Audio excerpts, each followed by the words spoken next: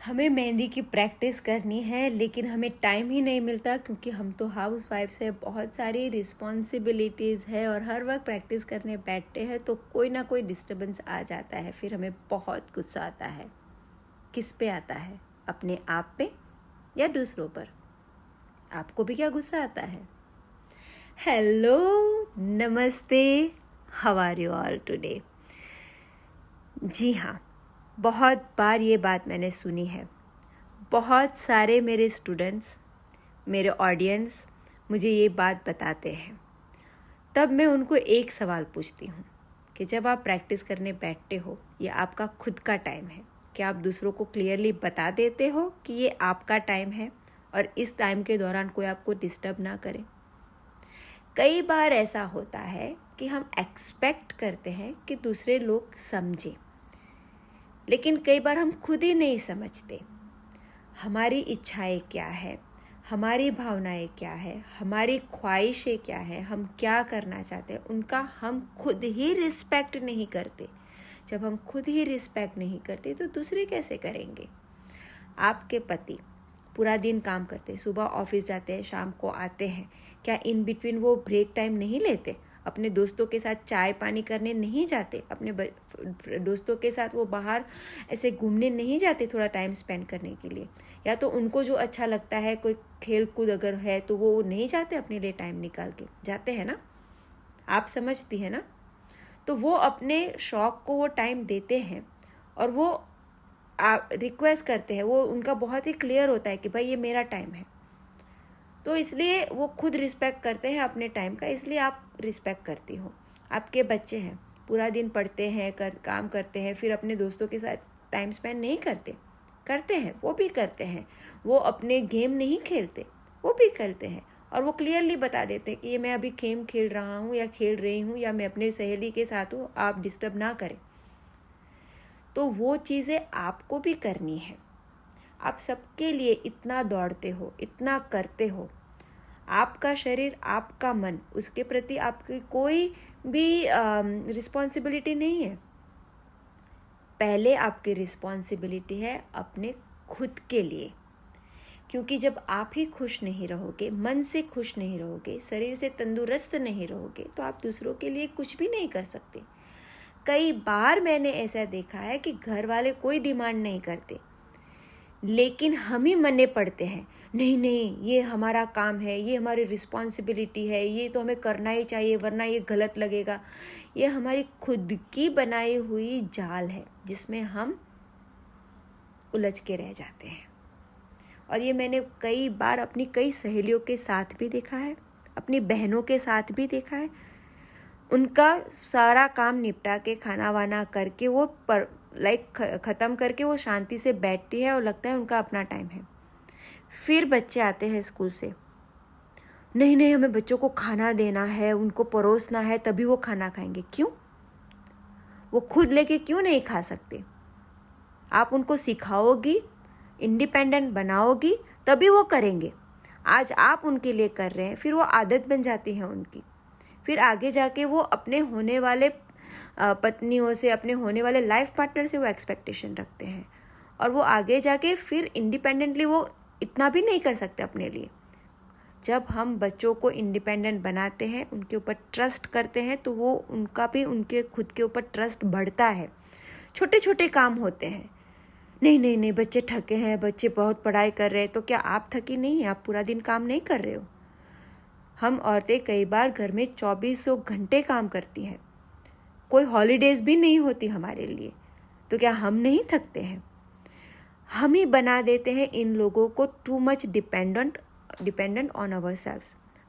हमारे ऊपर डिपेंडेंट रहे।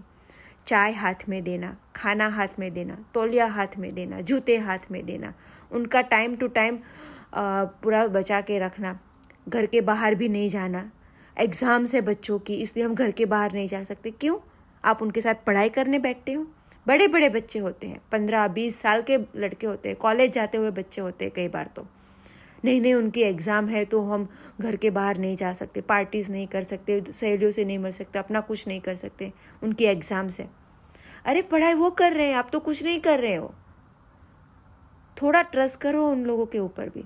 आपके पति आते हैं तो वह आपने खाना लगा दिया है टेबल के ऊपर, तो क्या वो खुद परोस के खा नहीं सकते? डेफिनेटली खा सकते हैं। अगर आप उनको एक्सप्लेन करते हो कि ये मेरा प्रैक्टिस का टाइम है, उसके बीच में अगर किसी का कुछ भी है तो वो अपने आप निपट ले। सिखाना पड़ता है हमारे बच्चों को, हमारे पतियों को, हमारे घर के लोगों को भी, उनको अपना खुद का काम करने के लिए। उसके लिए हमें उनके ऊपर ट्रस्ट करना पड़ता है। कई बार हम ही उनके ऊपर ट्रस्ट नहीं करते कि नहीं वो नहीं कर पाएंगे। मैंने कई बार अपनी माँओं को, बहुत सारी सहेलियों को वगैरह को सुना है ये कहते हुए, नहीं वो नहीं कर पाएंगे। क्यों नहीं कर पाएंगे? ज़रूर कर पाएंगे अगर आप उन्हें करने दोगे तो। बात करो, कम्युनिकेट करो, आपको क्या चाहिए वो आप उनको बताओ, आपके लिए क्या इम्पोर्टेंस है वो आपको बताओ। आपको बताना पड़ेगा, बताने के बगैर कोई नहीं समझेगा। और फिर हम एक्सपेक्टेशन रखते हैं कि वो समझे हमारी बात। पहले हम खुद ही नहीं समझते कई बार तो ये बात। नहीं, सुबह बच्चों को उठ के स्कूल छोड़ने जाना है, बड़े बड़े बच्चे हैं, क्या वो पब्लिक ट्रांसपोर्टेशन लेके नहीं जा सकते? खुद ज़रूर जा सकते हैं। ट्रस्ट करो उनके ऊपर। मेरी एक सहेली है, उसके पैर में चोट लगी थी, बहुत सीवियर चोट थी, लिगामेंट टूट गए थे, उसके खड़ा भी नहीं रहा जा रहा था। और फिर पूरे बर्तन पड़े हुए थे, साफ़ करने थे। उसके बच्चे और उसके पति गेम खेल रहे थे। उसने कहा, मैंने अपने बच्चों को और उनको बोला कि मेरे पैर में बहुत दर्द है, खड़ा नहीं रहा जाता, तो आप लोग ये कर दो। तो उन लोगों ने नहीं किया। उन्होंने कहा कि छोड़ दो, कल सुबह हो जाएगा। तो मैंने कहा गलती तुम्हारी है। जब उनको कोई फ़र्क नहीं पड़ता था तो तुम्हें इतना दर्द सहन करके वो काम करने की कोई ज़रूरत नहीं थी।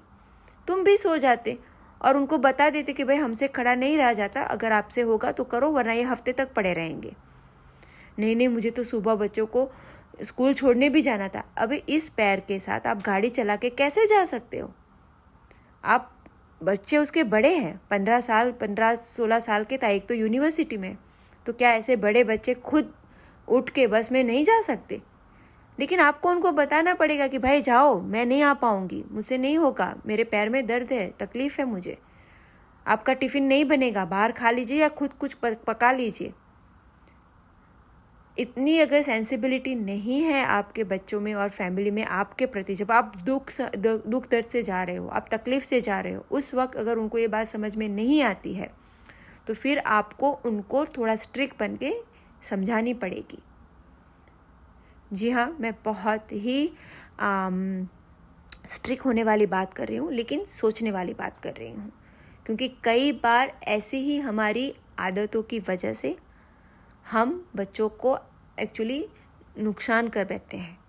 उनको उनसे फ़ायदा कुछ नहीं होता। जब उनको अकेला रहना पड़ता है किसी भी संजोग में, वो कुछ नहीं कर पाते, वो कुछ हैंडल नहीं कर पाते। और इसी वजह से आत्मविश्वास की कमी हो जाती है उन लोगों में, और हर तरह से वो फेलियर अपने आप को मानने लगते हैं, और एक और प्रॉब्लम और ट्रॉमा शुरू हो जाता है।